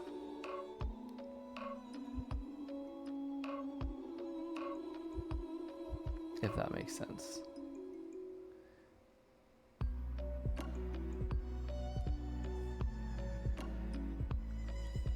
And really, a lot of these, it's you know, the more rounded shapes and more kind of gradual stuff will have a much wider gradient, a much softer transition versus like what's meant to be like ambient occlusion shadows, you know, where two things touch each other. That's going to be a much sharper gradient there.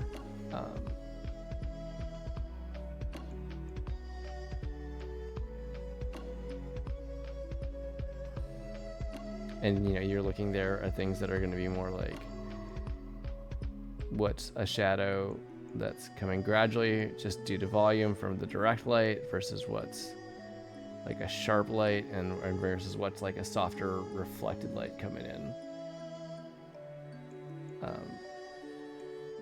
By the way, if you're out there sitting there, oh, but I didn't go to art school, like this is all a lot.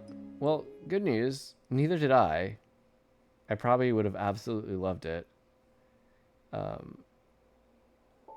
But I didn't. And I've learned all this through webinars and YouTube videos and just doing this over and over and over again. You know, and maybe you're actually sitting here watching this and you actually like, I did go to art school. I do know this stuff and you're saying it wrong, Jeff. In which case, you know, feel free to correct me. I don't claim to know all the things, but I can speak at least from my experience. And I will say there are a lot of great resources to learn things if you don't know them, but you want to. And it's never too late to start if you wish to.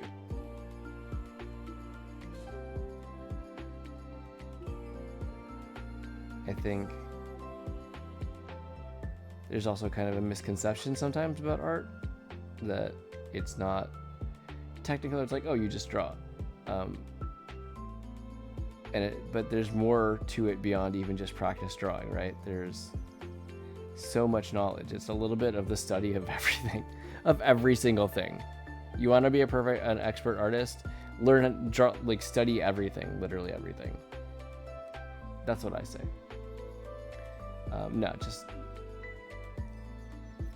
because you need to know how things go together. Like everything from how clothing goes together to anatomy, obviously, to looking at everyday objects, like, you know, doing your still lifes and stuff to get rendering practice in, to every, you know, every image, every illustration, every drawing you see. Like it's all helpful to stop and look at it and study it and soak it up. In my personal opinion.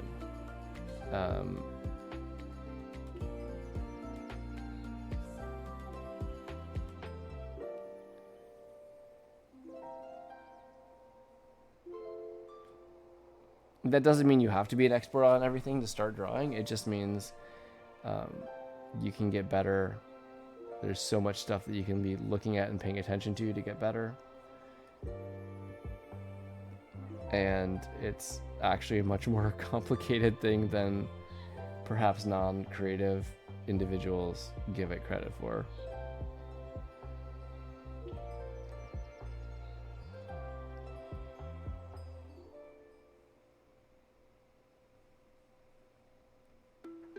I mean, people who don't like to create stuff. I mean, I think everybody has creativity, and it comes out in their various areas of expertise and what they do.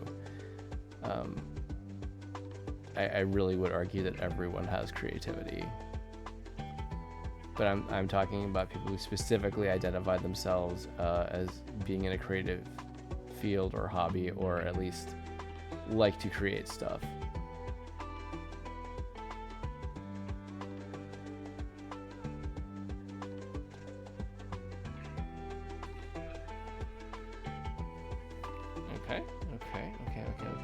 Okay.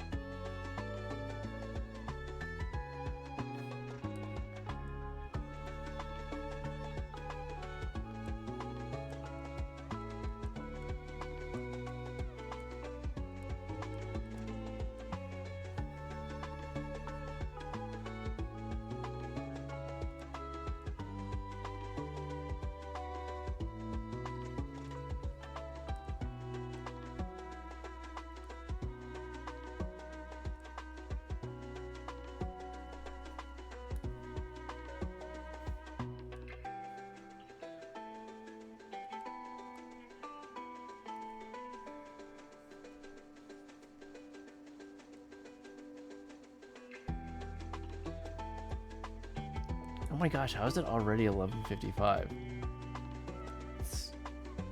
It's been a quiet stream, but it has actually flown by a little bit.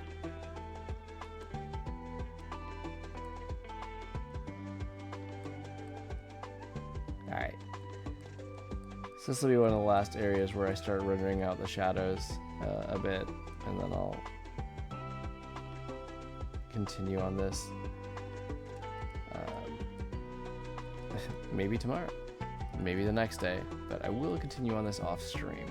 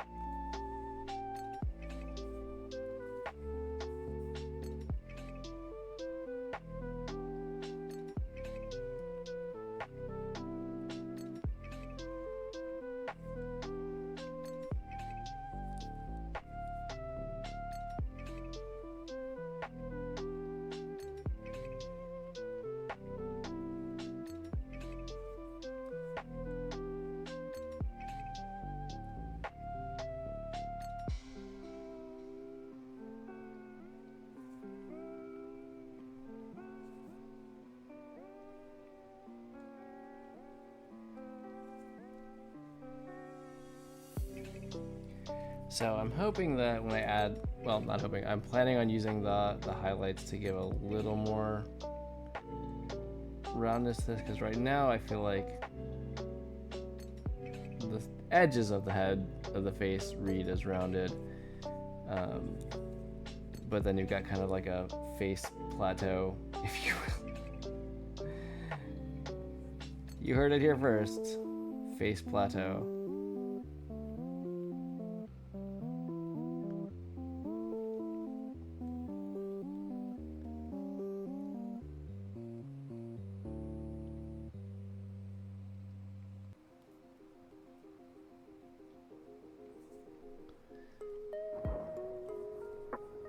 Actually, yeah, I think we need a little bit more.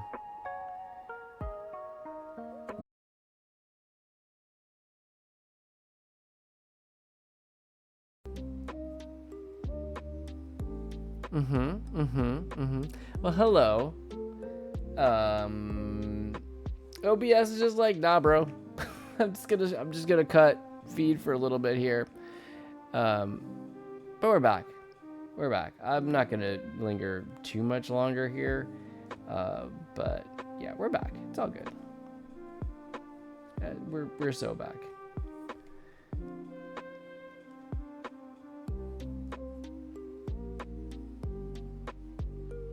And what I really am doing here is just kind of rounding out this face a little bit more so we don't have quite that face plateau.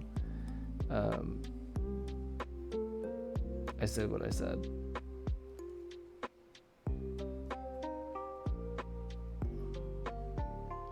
And I'm giving, again, a little more volume to the shadow on the, you know, the side that's away from the light source, the primary. I'm gonna really soften this up so it does extend a bit more. Yeah. I'll layer in a little bit more here. And actually it kind of works out if there's a little bit of a lighter area right along the edge, because what that actually hints at is naturally reflected light, and is kind of a little bit more accurate rendering technically based on like if you look at the typical rendered sphere. Okay, that's all right. I'm gonna round this guy out a little bit too.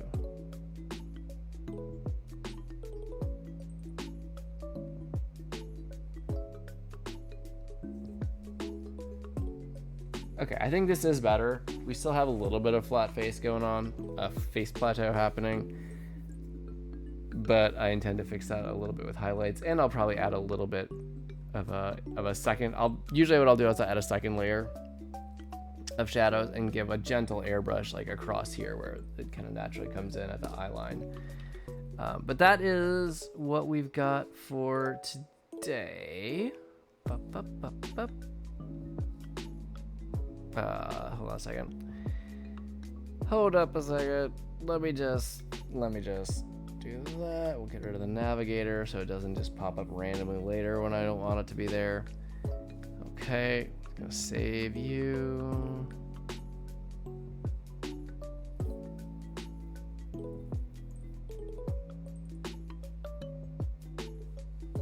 Okay. And with that,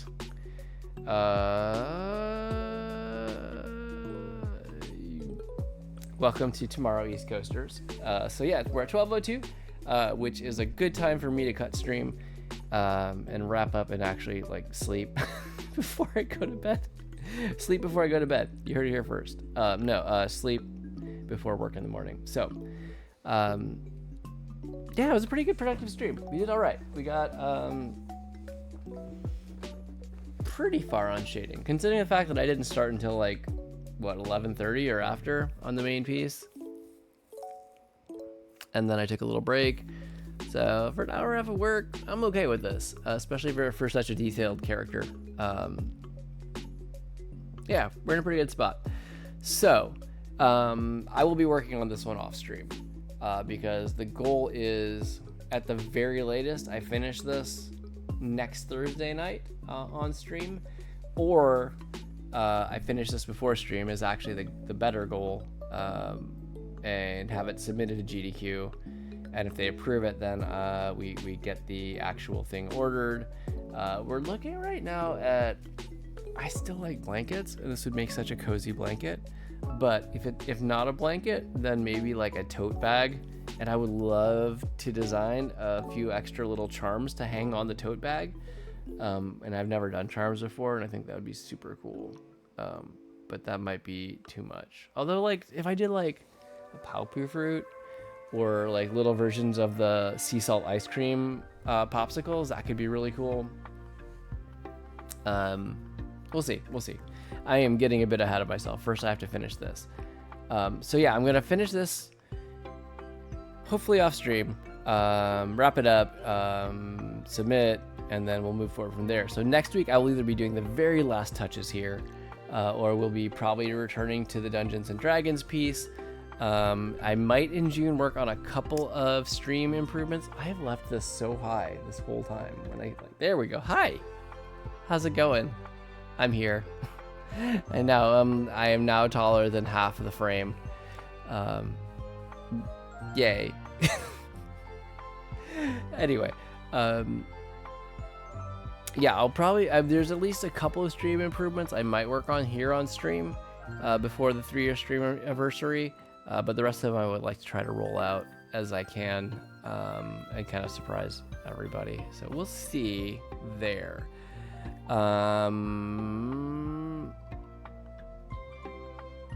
Gosh, yeah, there's not a whole lot else to talk about.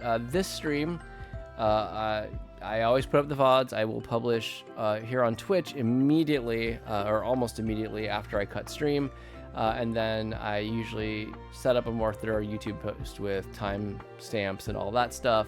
That'll go up next Wednesday ahead of next week's stream. So if you missed something or want to catch up, you might want to wait till the YouTube video comes out. I mean, I don't mind if you watch the VOD. That's great. That's totally awesome. But it might be more convenient for you to navigate around if you wait for the timestamp video coming out on YouTube. And I usually schedule those for noon on the Wednesday before the next stream. So that's coming up. I will give just a friendly reminder of our Cartoons activity issue. Yeah, it's right there. I'll drop the link in chat again one more time, just for anybody who's curious and wants to check it out. It's pretty brand spanking new, at least as of last week. You can find it here at, on the Cartoons website at lovereading.co or www.lovereading.co/Cartoons/Cartoons-Tribune-activities. And it's an activity-filled issue of our digital magazine, the Cartoons Tribune. I love all the activities that are in this one. They're really great. We have one kiddo who's worked through a lot of them, except for the ones that we did. But they're good for grown-ups too, honestly. If you're looking for just something random and fun to work on, I highly recommend it. We had a lot of fun putting this one together, and we got awesome contributions from a lot of our features over the last few years. So yeah, it's free. There's no sign up. There's no cost involved. To just go click the link, it'll bring you to the digital viewer. If you click the link, then on the cover of that viewer, you'll get a PDF file, and you can print whatever activities you want. We tried to make it as black and white printer friendly as was reasonable. So check it out. It's good. We're real happy with it. If you want more cartoons, you can check us out over on Substack. We've been a bit silent since, this last, over the course of the year. I expect that to start kicking up as we're starting to add more content, and we're going to move focus as we move into the new year. We've got one more issue of the Tribune coming up in August, and then the Tribune will still live, and eventually there will be a total of 12 issues that we host, eventually. But first we're going to be basically hosting them as seasonal collections, is the plan. that will still grow and evolve, but it's really helpful for teachers to have that curriculum where they can just come back to it. They know what's in there. They can work through it with a new class every year. So that's kind of the goal, at least what we're thinking. And then we'll be feeding the website with new content, which, that's the lovereading.co/cartoons. Right now you can binge a lot of our older comics there, and of the primary 3 creator groups. So Ashley and I, Sarah and Ken, I think we all have our stuff up there to kind of binge through. But expect that to grow as well. But yeah, cartoons. That's our, we have a team cheer. It's good times. I love doing it every time. So I was doing my usual slide out. So hey, if you want to see me again, I'll be back next week. Thursday nights at 10 p.m. Eastern time is when I typically stream. So I hope to see you there. If you enjoy coming for the live stream, if you feel like chatting, or if you just feel like lurking, that's cool too. I'm just happy to have y'all here. I don't know. I like this art studio vibe. It's pretty chill, and it makes me happy. But also, if you like the art and you want to see more of Ashley and my stuff, you can check us out at our socials. So we're WagWorksGA everywhere we are. Right now, that means Instagram, although we haven't posted there for a minute. YouTube, which is updated weekly, and here on Twitch as well. So WagWorksGA. And then you can check out our website as well, wagworksga.com or www.wagworksga.com. That has a bit more of my portfolio stuff. So it has some of our Slice of Life comics. It has like my Zodiac, Lunar New Year animals pieces that I've done, all the finished ones that I've done. It has the D&D art and some of the individual character close-ups there. It also has our shop where you can actually get a lot of the pieces that I've done for GDQ that are available for purchase. What else? We do have a blog there. We don't update that quite as regularly, but it's out there. So yeah, wagworksga.com if you want to see more of our stuff. That's also kind of our hub. So as things change and evolve, we'll kind of slowly update that. That's it. That's all. Oh, well. It's even though he was not able to make it, Frank works overnights these days, so he's not able to make every stream, and I respect that. But my moderator Frank is awesome. He's like a true community member. He has been here since nearly the beginning. And I just want to shout him out. Hello? Or I could just type it wrong, because, there we go. That's what I wanted to do. It's a slash. I keep on getting my bot commands mixed up with my, Twitch commands. Anyway, you could go follow him. He doesn't stream as often, but hopefully he'll be streaming a bit more. I think he can stream from his work sometimes. He streams himself playing games, but also doing comics. And if you haven't checked out his comics, you should check that out over at Instagram, Loosey Goosey Comic, which is it's really funny. I enjoy it a lot. He has a really good Sunday funnies vibe to it, and it's just it's clean, it's wholesome, but it's also just enjoyable. It's ridiculous how fast he is at doing these. But they're good. They're really good. So check those out. What am I missing? That's it, guys. We did it. Congratulations. Good stream. Yeah, so I hope you all are having have had a good time here. I hope that you all have a great rest of your night. I hope you have a great week ahead of you. I will see you next time. And just thank you so much for joining. If you're watching the VOD, either here on Twitch or over on YouTube, either way, thank you for your support as well. And if you like what you see, please give me a follow over here on Twitch or a subscribe over on YouTube. If you want to subscribe on Twitch, you are more than welcome to do so. It is always appreciated, but never expected.